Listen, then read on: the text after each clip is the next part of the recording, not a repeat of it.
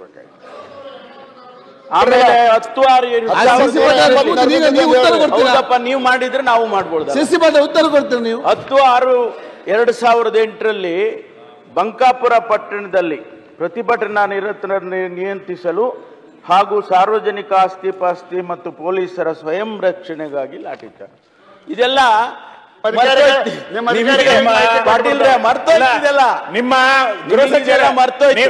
ನೀವು ಹೇಳ್ಬೇಕಾದ್ರೆ ಪೊಲೀಸರ ಮೇಲೆ ಒಂದೇನಾರು ಗಾಯ ಆಗಿದ್ಯಾ?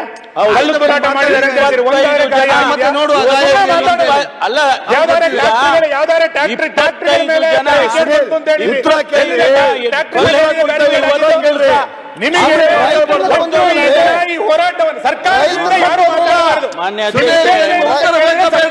ಯಾರು ಮಾತಾಡಬಾರ್ದು.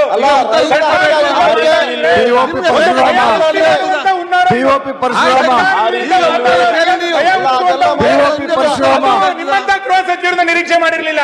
ಆಯ್ತು, ಸರ್ಕಾರದಿಂದ ಅಧ್ಯಕ್ಷರೇ ಕೂತ್ಕೊಳ್ಳಿ ಸರ್. ಮಾತಾಡುದಲ್ಲ ಗಂಟೆ ಮಾತಾಡಿ ಮತ್ತೆ ಯಾಕೆ ಆಗ ಅಷ್ಟು ಮಾತಾಡಿದ್ರಿ ಮತ್ತೆ ಯಾಕೆ ಬೆಲ್ಲದವ್ರು ಮಾತಾಡ್ತೀರಿ? ಇಂಜೂರ್ ಆಗಬೇಕಿತ್ತು. ಉತ್ತರ ಬೇಕು. ಅಧ್ಯಕ್ಷರೇ 25 ಜನ ಪೊಲೀಸ್ ಸುಮ್ಮನೆ ಕೊಡ್ತೀರಿ. ಫಸ್ಟ್ ನಿಮ್ಮನ್ನು ಸರಿಪಡಿಸಿ ಮಾತಾಡೋ ಸರಿ ಏನು ನ್ಯಾಯನಾ ನಿಮ್ಗೆ? ಫಸ್ಟ್ ನೀವು ಕರೆಕ್ಟ್ ಆಗಿ ನಮ್ಮವರು ನಮ್ಮಂಗೆ ಅವರು ಅಂತ ಹೇಳಿ ಆಯ್ತು. ನಿಮ್ಮನ್ನ ಕಂಟ್ರೋಲ್ ಮಾಡುದು ನೀವು ಕೂತು ಅವ್ರನ್ನ ಕೊಡ್ತೇವೆ ಮಾತಾಡ್ಲಿಕ್ಕೆ. ಆದ್ರೆ ಅವ್ರಿಗೆ ನೀವು ಸುಮ್ಮನೆ ಕೂತ್ಕೊಳ್ಬೇಕಿಲ್ಲ. ಉತ್ತರ ಕಲ್ಲೊಡಿದೆ ನೀವು ಪ್ರತಿಪಕ್ಷ ಹೇಳಿಲ್ಲ, ನೀವು ಅರ್ಧಪಕ್ಷ ಹೇಳಿದ್ದೀರಿ. ಅವ್ರಿಗೆ ಕಲ್ಲೊಡಿದೆ ಏಟ್ ಬಿದ್ದು ಬಿಡ್ತಾ? ನಾವು ಕಲ್ಲು ಒಗೆದವ್ರ ಸಮರ್ಥನೆ ಮಾಡ್ಕೋತಾ ಇಲ್ಲ. ಅವ್ರು ಯಾರು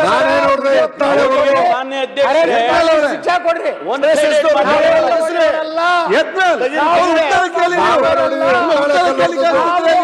ಕೊಡೋರು ಆಯ್ತು.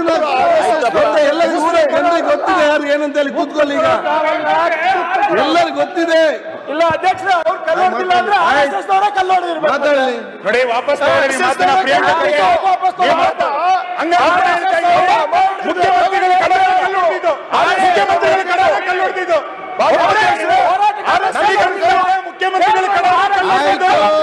ಈ ಪ್ರತಿಭಟನೆಯನ್ನ ಹತ್ತಿಕ್ಕಬೇಕು ಅಂತ ಹೇಳಿ ಮುಖ್ಯಮಂತ್ರಿ ಕಲ್ಲೊಡೆದಿದ್ದು ನೀವೇ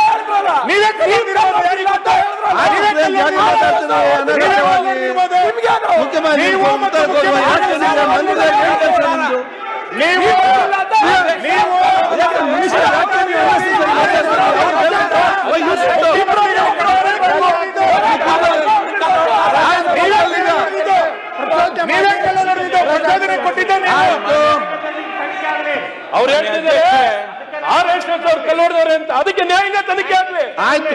ಪ್ರಿಯಾಂಕಾ ಖರ್ಗೆ ಅವ್ರು ಕಲ್ಲೊಡೆದ್ರ, RSS ಹೊಡೆದ್ರ ತನಿಖೆ ಆಗಬೇಕು. ಇವರೇ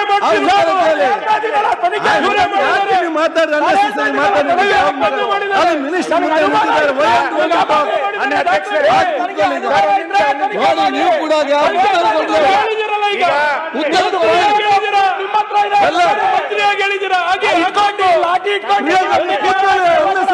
ಪ್ರಯೋಜನ ಇಲ್ಲ. ಮಾತಾಡಿ ಏನ್ ಸಿಗ್ತದೆ ಅವ್ರಿಗೆ ಮಾತಾಡಿ.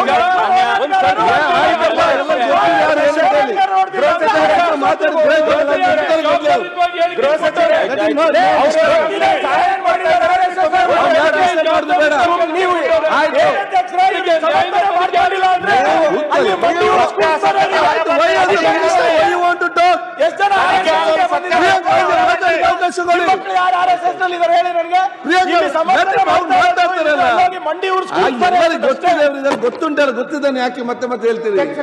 ಮಾನ್ಯ ಅಧ್ಯಕ್ಷರೇ ಹೊಡೆದಿದ್ದಾರೆ, ನಾವು ಹೊಡೆದಿಲ್ಲ. ಕೂತ್ಕೊಳ್ಳಿ, ಕೂತ್ಕೊಳ್ಳಿ. ಯತ್ನಾಳ್ ಮಾನ್ಯ ಅಧ್ಯಕ್ಷರೇ, ಕೂತ್ಕೊಳ್ಳಿ.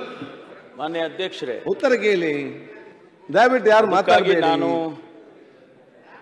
ದಾಸ್ ಸಚಿವರು ಉತ್ತರ ಕೊಡ್ತಾ ಇದ್ದಾರೆ. ನೀವು ಕೂಡ ದಯವಿಟ್ಟು ಸಮಾಧಾನದಿರಿ. ಆಯ್ತು, ಬಿಡಿ ಕೂತ್ಕೊಳ್ಳಿ.